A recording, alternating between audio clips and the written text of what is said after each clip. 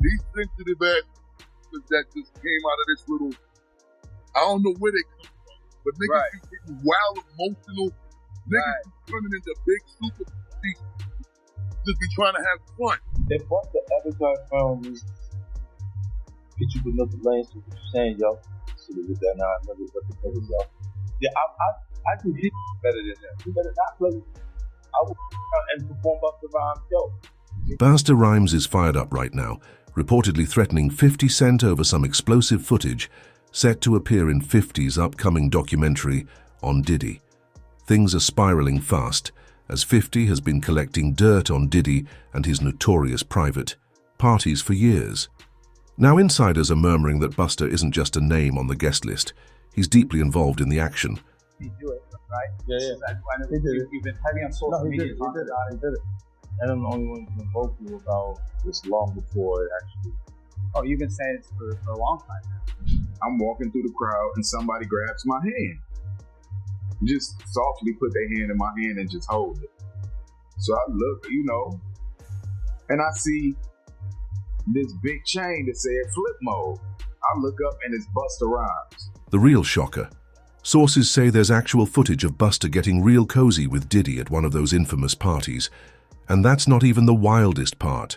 Remember Big Homie CC, Busta's former bodyguard? A few months ago, he outright claimed that Busta had a thing for fun boys for a long time.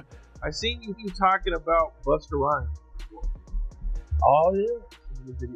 Oh yeah. Super's that's my, for sure, bro. That's my thing, but like this been common knowledge. All my promoter homies would always say, we gotta bring some. We gotta bring some. What they call them? I'm not gonna say it. They call them fun boys. They say we gotta have fun boys in the section for Busta. So I bodyguard for Ghostface and Super Bowl. You feel me? And being around him, you hear things. You feel me? Come on, damn. And my auntie like the biggest Busta Rhymes fan. You feel me? Like every cookout, he playing all his little fast rapping, all of that. Him and Craig Mack playing. According to him, folks in the club scene had been in the know for years. Promoters would allegedly set things up so that Busta always had a fresh batch of young men waiting in VIP whenever he showed up. It was just part of the routine. Fast. Forward to today. And it looks like 50 Cent might have the video proof to back up every word. I'm not gonna say it. They call them fun boys. They say we gotta have fun boys in the section for Busta. Bro, Busta Rhymes wanted him in his section so bad. Like, what? Pulled him to the section, like through the road. Tucked him off in the corner. I'm like, well, he ain't come with us. Rumors are swirling that one of Diddy's wild parties was caught on tape, allegedly showing Busta and Diddy in a full-blown freak fest with multiple men, reportedly ex-workers Diddy personally brought in. But it doesn't stop there. Now, multiple men are coming forward, claiming Busta also made some inappropriate and unsettling moves on them. Busta, I got to ask you, there has been so much going on in the music industry pertaining to Diddy. How closely are you paying attention to his case, the allegations? I don't pay attention to none of it. I just kind of like to pay attention to the truth. They're saying that every time they crossed paths with Busta, he was always on that let's party Diddy style vibe, constantly pressing them, trying to pull them in. At this point, things are looking real bad for him. If all this makes it into 50's Netflix documentary, no amount of threats from Busta will stop it. In fact, he's only made himself the main character in the drama. Now, everyone's asking, what's Busta so afraid of? What kind of dirt does 50 really have on him that's making him spiral like this? I got to ask you, there has been so much going on in the music industry pertaining to Diddy. How closely are you paying attention to his case, the allegations? I don't pay attention to none of it. I just kind of like to pay attention to the truth. I don't really like to speak on situations that I'm not well versed in, and that's not really my situation. You know what I'm saying? But I wish the best for everyone involved. God bless everyone involved. And, you know, I think that we should all kind of be a little more mindful of how much we speak on other things when it's as sensitive as this. Let's dive in and unpack it all. With all the heat surrounding Busta Rhymes lately, you already know 50 Cent wasn't about to stay quiet. Not a chance. Right before hitting the stage with Busta at the Humor and Harmony Comedy Fest, 50 started, throwing shade and cracking jokes like only he can. He even brought up that infamous yellow outfit Busta wore to the 1999 MTV VMAs. Yeah, that one. 50 posted a pic of it saying, "Busta cannot wear this to Humor and Harmony. Busta, I don't care who made the outfit. You better pull up to Shreveport in something fresh." The internet went nuts, but Busta wasn't about to let that slide. He clapped back with an AI-generated pic of 50 looking wild and wrote, "I keep telling y'all the blessings don't stop, so we're never going to stop. I thought it was Father's Day. 50 Cent and you're out here looking like this. Don't let me catch you practicing this look in the mirror before Shreveport." At first, the back and forth seemed like just some friendly trolling, right? Well, turns out it might have been way deeper than jokes. Insiders are saying 50 was actually serious, and that he's sitting on some explosive footage of Busta with Diddy. But before we even get to that, let's talk about the whispers that have been circling for years, the VIP party rumors. Busta's ex-bodyguard, Big Homie CC, recently sat down with the Art of Dialogue and did not hold back. He straight up called Busta a super zest monster and claimed he's been moving real suspicious when it comes to younger men for a long time. According to Big Homie, it's been one of those everybody knows type secrets in the industry, especially among club promoters. Allegedly, whenever Busta got booked for a party, it wasn't just about the money. Promoters already knew the deal. They had to make sure Busta's VIP section came with a certain type of entertainment, young dudes who fit a very specific vibe. And Big Homie didn't stop there.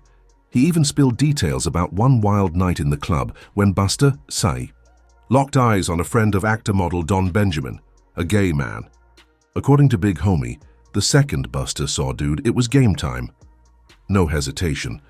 Busta supposedly yanked him straight into VIP like he was claiming him on sight. Big Homie said Busta wouldn't even let the man leave VIP, staying all over him the entire night, making sure dude wasn't going anywhere. Stayed right by his side. And according to Big Homie, this wasn't some one-time thing, this was the norm. Promoters already knew the assignment. Every time Busta showed up, they had to line up clean-cut, flashy-looking men to keep him entertained, in his section. Once Busta locked eyes on someone, it was a done deal. Big Homie said Busta spent the whole night calling the man cute and made it clear he wasn't letting him go. And apparently once you got pulled into Busta's VIP, you weren't just casually chilling, you were locked in. But here's where things take a whole other turn. Big Homie dropped a major claim, saying the industry has known about Busta's real preferences for over 10 years. When asked why nobody ever put it out there, his answer was straight up, everybody wanted to be in that VIP with Busta. Basically, folks stayed quiet because access was more valuable than the truth. Then Big Homie hit with another bombshell that's barely been talked about. Busta's alleged past of putting hands on women.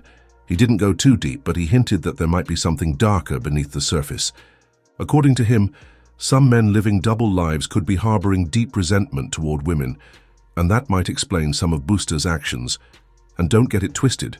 This isn't just one bodyguard trying to stir up drama.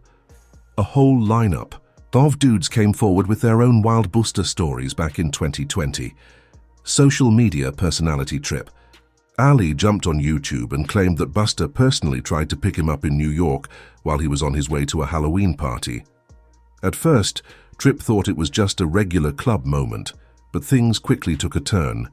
He said Busta invited him into VIP, and before he knew it, he was caught up in a heated argument with his own friend, all because the friend wasn't trying to roll to Busta's party. The tension escalated so much that it turned into a full-blown fight in the middle of the street. Tripp was so rattled he called off the whole night, and to make it worse, his friend dipped out, leaving him stranded in NYC. Looking back, that might have been a major save, because who knows what could have really gone down if Tripp had made it into Busta's VIP that night. Fast forward to 2021, and the whispers started flying again. Word on the street was that Busta was back on the scene, allegedly trying to pull men once again, and just when people thought it couldn't get any messier, paparazzi reportedly caught him leaving a gay pride event, and not alone. He was seen with a trans woman, and the blogs ate it up. But wait, it gets even crazier. Just recently, Orlando Brown had social media in chaos again after another one of his explosive rants, where he started name-dropping industry men he allegedly had intimate encounters with. And he didn't just mention Diddy, he threw Busta in there too, along with a whole roster of others. Made love with, that's what he said. Now, most people tend to write Orlando off when he goes off like that, but here's the thing. In some of his more recent interviews, where he sounds way more calm and focused, a lot of folks are starting to wonder if there's some truth sprinkled in those wild confessions. But whether or not Busta is really on the DL, there's something else that needs attention. Just like Diddy, Busta has a history of putting hands on people for the pettiest reasons. His rap sheet goes back years. In 2006, prosecutors even tried to hit him with a weapons charge after an incident involving a random guy on the street, and, get this, according to Billboard, they claimed Busta had a machete tucked away in his ride. Then in 2007, he was back in the headlines again, this time for allegedly roughing up his own driver over money issues.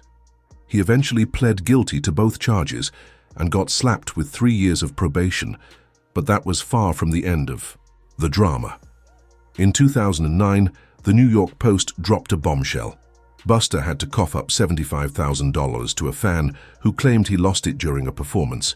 According to the fan, all he did was try to leave the show early after realizing Fabulous wasn't performing as expected. Sounds harmless, right? But Busta allegedly wasn't having it. The man said that as he stood up to leave, Busta snapped, yelling, "Get down! I'm not good enough for you!" Then boom, he allegedly chucked 2 water bottles at the guy and even ordered his bodyguard to punch him in the face. All that just because someone didn't stay for the full set. Wild. And honestly, knowing Busta's explosive temper, it kind of makes sense that he's been tight with Diddy since the 90s. But it's not just about the rage. These two allegedly share another twisted connection, a thing for younger men. And the way Busta's been moving lately, it's raising a lot of eyebrows. When the first wave of allegations started crashing down on Diddy, what did Busta do? He popped up real quick, telling fans to wait before forming opinions. Now, why? Would you feel the need to say that, unless you were trying to low-key protect someone, or maybe even yourself? Let's not forget,